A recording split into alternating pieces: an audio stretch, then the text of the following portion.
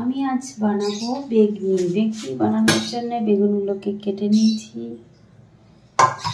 এখানে বেসন, নুন, হলুদ, কালো জিরে, একটু জিরে গুঁড়ো দিয়ে এটাকে মাখিয়ে নেব। আমি গ্যাসটা জ্বালিয়ে কড়াইতে সাদা তেল দিয়ে দেব।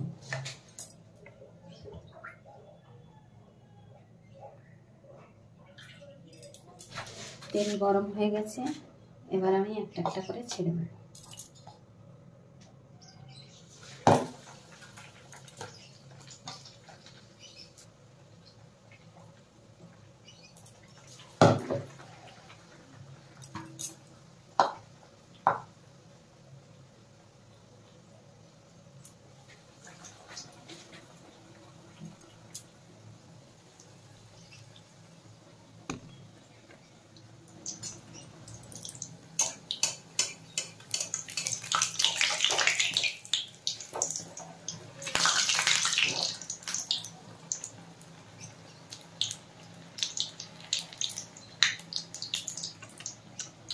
বেগুনি হয়ে গেছে, আমি নামিয়ে নেব।